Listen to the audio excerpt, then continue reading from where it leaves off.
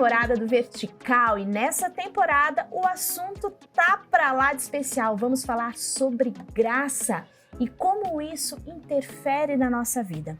E sabe, esse assunto, né, pastor, que é tão gostoso, tão bom, ainda assim gera muitas dúvidas. E para começar, vamos falar de lei e graça. Porque uma coisa não existe sem a outra, mas já vamos detalhar.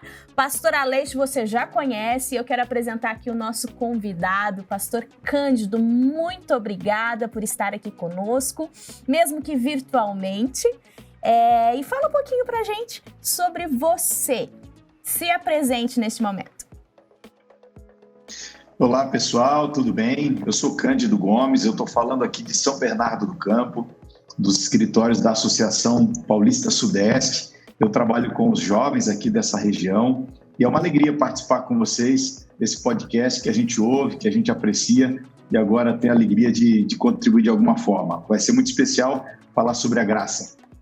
Perfeito, e você já sabe que pode comentar aqui embaixo, pode falar o que você tá achando, sugerir novos assuntos. É assim que funciona, né, pastor? Você que já é de casa, eu tô chegando agora, mas você que já é de casa, fala pra gente que tem que ter interação também. A pessoa chega agora, senta na minha cadeira, fala o que eu deveria estar falando, faz a minha introdução e agora tá mandando eu falar. O que eu tenho que falar mesmo? Ó, você que aqui curte Vertical, não se esqueça de fazer a sua inscrição se você tá assistindo pelo YouTube, tá? E ativa a notificação também, porque fica mais fácil para todo mundo. E se esse conteúdo foi bom para você, é bom para todo mundo também. Mas quem é você? Oi, tudo bem? Muito prazer, Gabriela Freire Martins. Um prazer estar aqui com vocês, conversando um pouquinho e fazendo perguntas. Seja bem-vindo ao Vertical. Obrigada. Que legal ter você aqui com a gente, viu? Vocês que tinham esse Vertical em outro formato, agora também está vendo esse Vertical mais gracioso, com o pastor Cândido aqui com a gente, que está participando desse episódio. É sempre bom ouvi-lo, pastor. Estamos ansiosos aqui para trocar essa ideia. E Gabi, jornalista. Isso aí, gente. Estamos aqui graciosamente para falar sobre graça. Agora chega, né? Chega de joguinho de palavra e vamos ao que interessa, porque dúvidas sobre isso é o que não falta. Lei e graça. Tem como combinar esses dois pontos?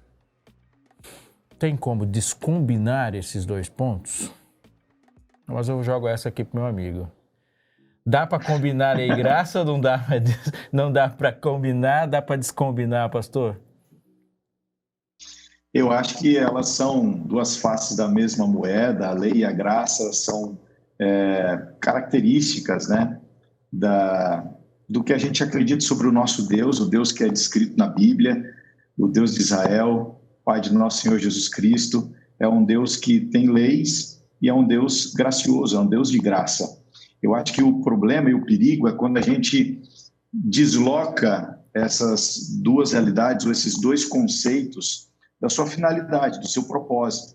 Quando a gente tenta colocar a lei no lugar da graça ou a graça no lugar da lei, a gente acaba vendo distorções e a gente acaba tendo uma visão equivocada de Deus e do seu propósito para a nossa vida. Lei e graça tem tudo a ver, só tem que estar no lugar certo. Eu acho legal a gente entender o para que serve, né, que o pastor Cândido colocou, e isso é muito bom. Mas eu gosto de uma definição de pensar a Bíblia, pensar em Deus em termos de relacionamento. Jesus falou demais sobre relacionamentos quando ele falou conosco. Ele fala, a vida eterna é essa, que te conheçam. Em Oséias ele diz, conheçamos e prossigamos. Ele usa termos de relacionamento demais para a gente pensar no cristianismo, na relação com ele mesmo assim, sendo redundante de outra forma.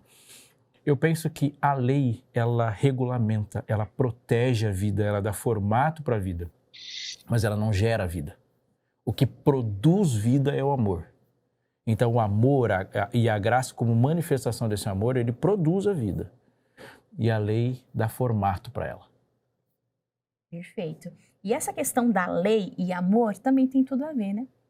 Porque a lei de Deus, ele se combina, ele se converte e é a lei do amor. Quando eu olho para você, eu imagino que eu tenho 2 filhos e aí eu vou dizer para um, olha, você não bate no outro, ok? Essa é a lei da casa. Por quê? Porque eu amo o filho que vai apanhar e eu amo aquele que eu não quero criar como uma criança ruim ou agressiva.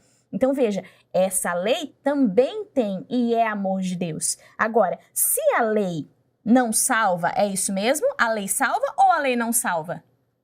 E aí, pastor Cândido, a lei salva? A lei não salva. A lei apenas me deixa perceber que eu preciso ser salvo, que eu preciso de ajuda de alguém. Quando a gente falava sobre as funções da lei, a gente pode entender a lei como um espelho que me ajuda a verificar quem eu sou, onde eu estou, em que situação eu me encontro, mas não seria razoável se eu, de frente para um espelho, verificando a sujeira que existe em mim, os problemas que há na minha feição, eu agora esfregasse o espelho no meu rosto para tentar me limpar. A lei me mostra onde está o problema, mas a lei não me livra desse problema. A lei, na verdade, ela pode gritar mais na minha consciência e pode até aumentar o problema na minha consciência, mas a limpeza, a purificação ou a salvação, na linguagem bíblica, isso acontece pela graça, a graça que é oferecida em Cristo Jesus. Essa questão da função e lei, né, e essa função da lei como ela não salva como remédio, e foi legal que o pastor falou, né? Ela não está na função de agir como remédio, mas ela faz parte do tratamento. É como assim, você está com um problema... Diagnóstico, né? Diagnóstico. Então, ela, de alguma forma, ela participa do processo de salvação quando ela te demonstra o ponto inicial do processo, que é o reconhecimento de onde você está. Isso é muito importante. E é interessante que a lei, tal como conhecemos, ela já está exposta no contexto de pecado. Mas o fundamento dela não é de um contexto de pecado, porque a lei é anterior ao pecado. Aliás, se não existe lei, não existiria pecado, porque o pecado é você contrariar a regra, o mandamento de alguém. Vamos pensar o seguinte, se alguém chegou para Jesus e falou, Jesus define lei. Ele falou, lei é amar. Quem? Amar quem está na sua frente. Deus é o próximo.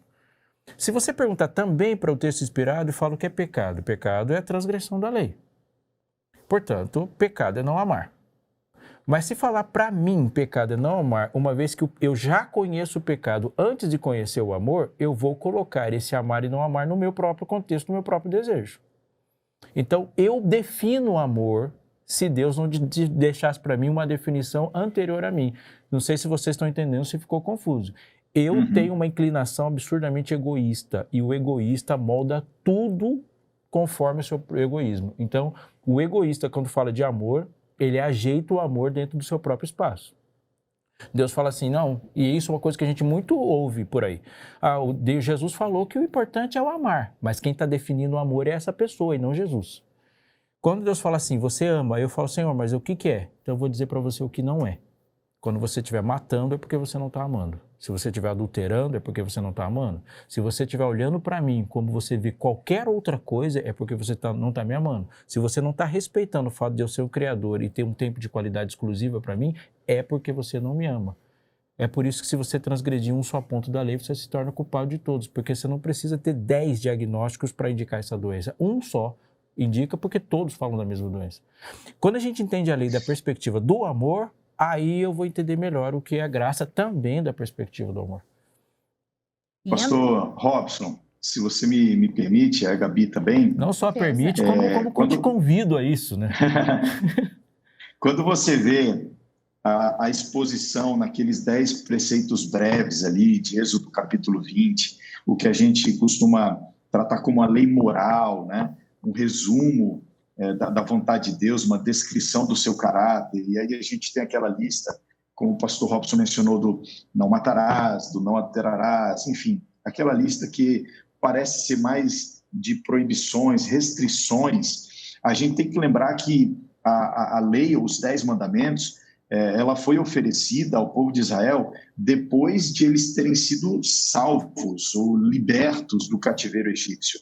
E mesmo quando Deus entrega essa lei para o povo de Israel, antes de dizer o que eles deveriam fazer ou deixar de fazer, ele diz, eu sou o Deus que libertei vocês do Egito.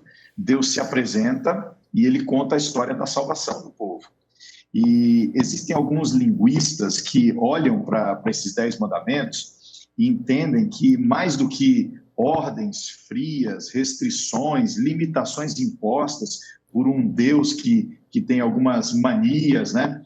eles encontram aqui uma espécie de coleção de promessas. É como se Deus dissesse para o povo de Israel assim, olha, lembra, eu sou o Deus de vocês, eu libertei vocês do cativeiro do Egito, e se a gente fizer uma conexão aqui com o livramento do povo de Israel que estava no Egito, as 10 pragas, cada uma delas era um recado do Deus verdadeiro a uma divindade falsa, que era adorada no Egito por egípcios e por israelitas também. Agora, eu gosto do texto ali de Êxodo 19, quando Deus manda um recado para o povo de Israel através de Moisés, e ele diz assim, olha, vocês viram o que eu fiz para o povo do Egito e como eu trouxe vocês para junto de mim.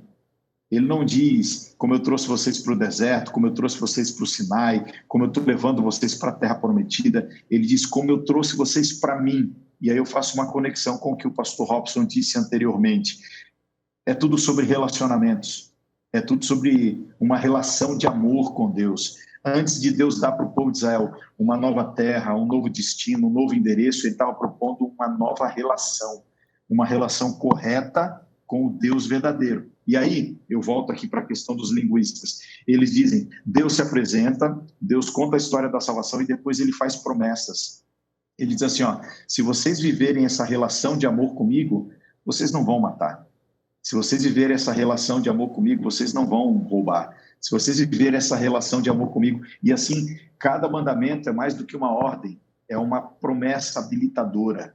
Se a gente vive uma relação, uma conexão com Deus, a gente expressa, e aí eu já vou entrar num outro assunto, a gente expressa ou manifesta essa relação de maneira visível através, e especialmente, inclusive, dos 10 mandamentos. E, Gabi, o pastor Cândido falava, eu lembrava de um episódio da relação de amor, graça, lei e relacionamento mesmo naquele rapaz que procurou Jesus, o jovem rico.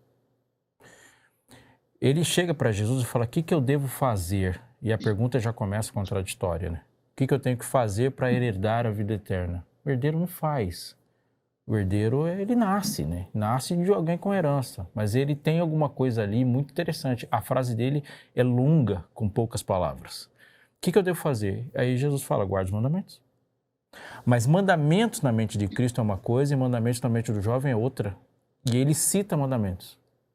E ele fala, eu faço essas coisas desde que eu era pequeno. Só que a religião desse rapaz não existe o fundamento de uma religião. Que o fundamento de uma religião é o outro. Religião é outro. Ou é o outro Deus ou é o outro próximo. Não existe uma religião cujo fim seja você. Porque não há transcendência se o final das contas é tudo você. Então Jesus faz o teste final da religiosidade dele. O que tem de outro na sua religião? Pega o seu bem e dá para os pobres. Fala, não. Ou seja, tudo que ele guardou, em essência, tinha a ver com ele. Então ele não matava por causa dele, ele não adulterava por causa dele, ele não roubava por causa dele. É tudo ele e a vida eterna dele. Não há um outro na religião. O outro Deus é importante de qualquer religiosidade saudável. E sem lei não existe uma relação sustentável com o outro, porque todo relacionamento que existe só se sustenta com respeito a regras de relacionamento. O que é a ciência, em última instância? É o estudo de regras de relacionamento entre as coisas, seja essas coisas no mundo físico, orgânico, botânico, tudo. Cheguei aqui e começo a te chamar de Gabi. Você fala, não, eu não gosto que me chame assim, eu quero que me chame pelo nome inteiro. Colocou uma regra de relacionamento e esse relacionamento não vai ser sustentável se eu quebrar essa regra sistematicamente. Deus fala, quer me amar? Vai se relacionar comigo? Então eu vou te falar o que me agrada. Se não há propósito em se relacionar com Deus, também não há propósito de obedecê-lo. E essa questão da religião, ela já traz a essência dela na palavra, né? Então, quer dizer, é uma religação. E você está se religando com quem? Então, qual que é a tua religião, né? Como você está fazendo essa religação com o próximo e, acima de tudo, com Deus? A gente já entendeu... Gabi, eu posso te interromper? Com certeza. Tá bem? Sempre. Essa é a nossa regra aqui no relacionamento. Porque a gente tem algumas frases muito loucas, né? Fazendo conexão com isso que o pastor Robson mencionou agora, a gente fala assim, eu amo a Deus, né? Eu sirvo a Deus. E como é que essas coisas existem? Essa frase é uma frase muito absurda, né? Como é que você ama alguém que você não vê? Mas Deus deixou para nós na sua palavra o jeito.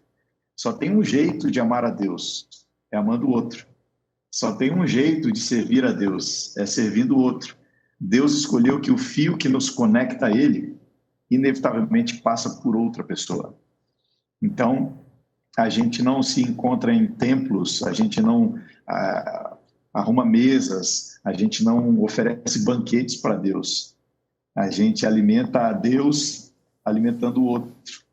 A gente abraça a Deus no abraço do outro. Então, eu acredito que a lei de Deus, quando ela é uma apresentação do próprio Deus, e a segunda tábua, como a gente diz, né, os 6 últimos mandamentos, eles normatizam essa relação com o meu próximo. Isso fala muito sobre como Deus escolheu ser amado por nós. Ele escolheu ser amado por nós pelo nosso amor ao outro. Perfeito. Então, a obediência a essas leis, elas são uma resposta de amor. E aí agora a gente puxa lá naquela história que traz muita confusão, um novo mandamento vos dou. E qual que era esse mandamento? E esse mandamento que ele entrega, o pastor Robson já colocou aqui a introdução desse assunto, mas esse mandamento que ele entrega, que ele verbaliza, ele zera, ele liquida, ele quebra os outros 10 ou ele afirma? Eu acho que o pastor Cândido começou essa resposta de maneira extraordinária. Embora ele não estava pensando nisso, eu acho. Mas é uma coisa importante isso. Porque, assim, o novo mandamento, colocando uma novidade num propósito de caráter de Deus, é algo que não vai combinar com Deus. Porque Deus é um Deus que se expõe logo de cara. Ele não é um Deus alcançável, mas ele é um Deus revelado. Deus gosta de se revelar, ele é comunicacional na sua essência. E é interessante, vou jogar um aspecto desse contexto. Você pega no texto do Antigo Testamento, ele fala, ama o teu próximo como a ti mesmo. Mas o padrão de ti mesmo vai se deformando com o pecado. Quando ele sobe na cruz, ele fala, viu o que eu fiz? Um novo mandamento vos dou. Ame como eu amei. Você deixa de ser o padrão de amor e eu agora não quero mais te amar como eu me amo, porque isso é um termo volátil. Eu posso mudar a forma como eu me amo e vai alterar tudo. Eu não tenho mais um ponto fixo. Agora a cruz é um ponto fixo de amor e nunca, absolutamente, alguém vai superar uma demonstração como essa. E Deus fala assim, ame o próximo como eu vos amei. Ou seja, o meu amor vai ser sempre em contínuo crescimento se eu buscar amar como Cristo ama. É impossível chegar no ponto de amar como Cristo ama e é impossível buscar amar como Cristo ama sem que o amor seja uma novidade a cada dia. Isso significa que o eu te amo de hoje, se for buscando amar como Cristo, não é o mesmo eu te amo de ontem, porque cresceu. Então hoje nós em Cristo amamos como nunca amamos antes. Isso é tremendo, tremendo. O amor continua, mas não é um novo mandamento, é um novo padrão.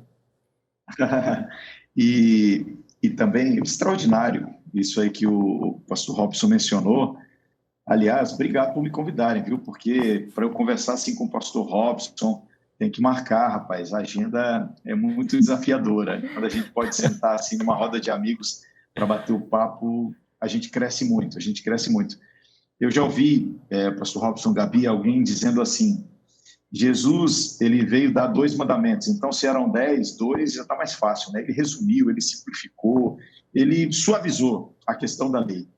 Quando eu leio o Evangelho, eu não consigo encontrar essa descrição, porque eu encontro Jesus no começo do Evangelho de Mateus dizendo assim, vocês ouviram o que foi dito, não matem, eu porém vos digo, se odiar, já cometeu o mesmo pecado. Vocês ouviram o que foi dito, não adultério.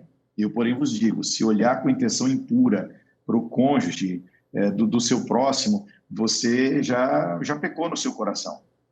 Eu acredito que alguém pode passar a vida inteira sem tomar uma arma e tirar a vida de outro. Mas eu não consigo imaginar alguém que tenha atravessado a vida sem nutrir sentimentos ruins em relação ao outro. Jesus veio desmantelar uma lógica dos fariseus, a lógica da superioridade, por não transformar intenções em atos, como o pastor Robson mencionou, né? Observar a lei pensando em mim, não cometer o crime não porque eu defendo a vida do outro, mas porque eu não quero a punição, ou porque eu quero ocupar uma posição diferente numa sociedade religiosa. Jesus estava nivelando a todos nós e Jesus estava aprofundando o sentido, o significado da lei. Lei mais do que o que minhas mãos fazem, mais do que minhas atitudes exteriores, mais do que o que os outros podem ver. A lei como sendo isso que investiga os meus sentimentos, minhas intenções, o que coloca uma lente de aproximação no que vai dentro de mim. Então, Jesus veio simplificar a lei? Não, eu acho que Jesus veio mostrar para a gente a seriedade, a gravidade, por assim dizer, do que a lei representa. Quando Jesus fala de uma lei dividida nessas duas partes, amor a Deus, amor ao próximo, ele não estava desfazendo o que tinha sido escrito anteriormente, mas ele está preenchendo de um novo significado aquilo que foi escrito anteriormente e que continua sendo válido para nós também. Isso é tão importante, porque Jesus, nos seus diálogos conosco, ele tira a nossa conversa do campo do natural. Todas as vezes que alguém se aproximou de Jesus, ele desnaturaliza a conversa e coloca no campo do impossível. Toda tentação é uma sugestão de Satanás a coisas possíveis e que sugere uma velocidade maior para aquilo que eu já estou inclinado. Jesus sempre faz o inverso. Ele tira do campo do possível e coloca num ponto onde só ele faz. Então, o pastor Cândido falando desse aprofundamento, exatamente disso. Você pode não matar, nunca ter cometido esse pecado e a escolha nunca ter sido sua. Porque há uma sociedade que ela é coercitiva e que me impede de matar. Então, embora a vontade de matar me seja natural, a possibilidade de matar, ela é social e civilmente impossibilitada. Alguém pode se orgulhar de ser virgem, mas você pode ser virgem por escolha de todo mundo, menos a sua. Há uma pessoa, e é o discurso, alguém fala assim, eu nunca fui adúltero, mas a escolha de não ser adúltero foi da pessoa que não quis adulterar com você e não sua, porque vontade você sempre teve. Muitos pecados não existem por falta de oportunidade, não por falta de vontade. Quando Jesus coloca, ele falou assim, eu vou colocar isso aqui no campo da sobrenaturalidade, eu vou tirar a lei do alcance dos seus braços. O que o legalista faz? Ele puxa a lei para o alcance do humano e começa a supervalorizar tudo que me é possível fazer. Olha assim, isso é o padrão do fanático. O que o fanático? O fanático escolhe uma coisa que ele faz. Ninguém é fanático e louco em coisas que ele não consegue fazer. Você já viu gente que não consegue traz o jogo para o meu campo. Para o meu campo. Já viu gente que é fanático da alimentação e que não consegue fazer uma reforma? Não, é só os que conseguiram. Então ele faz esse negócio. Jesus fala assim, não, o olhar com intenção pura é uma coisa que você jamais conseguiria fazer. Olhar para alguém sem desejar o mal para ele é uma coisa que você jamais... Ou seja, ou sou eu ou não rola. E aí eu me vejo como fracassado. Completamente fracassado, mesmo tendo uma vida moral. Uma frase do pastor Morris Venden fantástica. Ele diz assim, uma vida justa te faz moral. Mas uma vida moral nunca te fará justo. E um pode ser uma conspiração contra o outro. E o que é incrível nisso, quando a gente vê na relação de lei e graça, é que a lei é perfeita para ser guardada por um ser imperfeito. Ou seja, a lei, na sua essência, é inalcançável no meu contexto carnal. Não tem como guardar a lei. Então, só essa frase, a transformação é necessária. Então, a graça existe para a lei, não a lei para a graça. Ele me transforma e me perdoa para me tornar capaz de fazer aquilo. Manda, brother. E aí eu gostaria de trazer uma ilustração do santuário. O santuário que é tão rico, né, nessas ilustrações da nossa relação com Deus, inclusive da nossa relação com a lei de Deus. Eu gosto de pensar naquele período em que o povo de Israel, ainda itinerante, montando o tabernáculo, desmontando, de acordo com a orientação divina, a nuvem, a coluna de fogo. E tem uma orientação que Deus deu para eles que eu acho muito interessante. Quando o povo tinha que se deslocar de um lugar para outro, o tabernáculo era desmontado, cada grupo ali sabia o que tinha que carregar dentro da tribo de Levi. E o primeiro item que se deslocava era a Arca da Aliança. E dentro daquela arca, vocês sabem, né? Estava lá a vara de Arão que floresceu, Deus guia seu povo, lá estava um pouquinho do maná, Deus provê para o seu povo, e lá também estavam as tábuas da lei de Deus, o caráter de Deus, o propósito de Deus para o seu povo. A Bíblia diz que os sacerdotes que carregavam a arca, eles iam à frente, e quando eles já estavam cerca de 1 quilômetro à frente, aí o povo começava a jornada. E essa distância de cerca de 1 quilômetro, ela se mantinha, ela deveria se manter em todo o deslocamento. Olha, eu não sei para vocês, mas aqui para mim tem uma imagem muito preciosa. O que essa cena da arca com a lei de Deus indo na frente e o povo indo atrás, o que essa cena me comunica é mais ou menos o seguinte: nós nunca vamos atingir a perfeição da lei. Nós sempre vamos andar uma certa distância dela, mas enquanto nós andarmos na direção que ela aponta, nós estamos indo na direção segura. A gente vai seguindo, a gente pode cair, pode levantar, mas enquanto a gente caminhar na direção que a lei aponta, a nossa jornada é segura. Tremendo, tremendo. Eu termino minha fala também agradecendo o pastor Cândido, foi fantástico ouvi-lo aqui, essa ilustração bíblica final, ela é tremenda também, tocante, né? Como caminhar em direção ao sol, né? O sol serve para caminhar, a gente caminha na direção correta. Todas as vezes que... Mas eu não acredito que está acabando, não. Eu anotei aqui 20 coisas ainda. Opa! Então já vamos gravar outro programa. Quando alguém fala isso para mim, eu já abro a agenda, né? Já abro a agenda. Isso é legal. E aproveitando esse momento, eu digo assim, é tão empolgante falar de graça e tão necessário, é necessário. Alguns assuntos a gente gosta de ouvir, alguns assuntos a gente não gosta de ouvir, mas alguns assuntos são fundamentais, são necessários para serem ouvidos. E você que está nos ouvindo aqui, lembre de uma coisa. Você, se for impactado, sabe que tem alguém que precisa disso. Então, compartilhe esse conteúdo para a quantidade enorme de pessoas que você puder, o máximo que você puder. Se você não é inscrito, se inscreva aí, mas manda para as pessoas. E isso não é para dar moral nem para a gente, nem para o YouTube, nem para a plataforma, mas isso é para a gente saber que a gente está falando coisas que Deus mandou falar. Uma história que me vem à mente é a da Boate Kiss, quando me fala disso. A Boate Kiss foi um show de bizarrices. Assim, toda vez que a gente pensa numa morte que poderia não ter acontecido, é complicado. Mas depois de que a poeira baixou, que a gente consegue pensar sobre o episódio, para mim é chocante pensar em como as coisas se desenrolaram. Uma porção de pessoas, quando viram o início do incêndio, correram para a porta. Pessoas que foram encontradas mortas depois, elas correram para a porta e não saíram, porque, Gabi, na porta estavam seguranças que falaram, volta lá e paga a comanda. Eles acharam que aquelas pessoas estavam dando um golpe e tal. E elas voltaram para tentar pagar a comanda. Mas quando elas voltaram, e muitas pessoas estavam junto com elas nesse momento, havia fumaça na boate toda e a porta do banheiro era exatamente igual à porta da saída de emergência.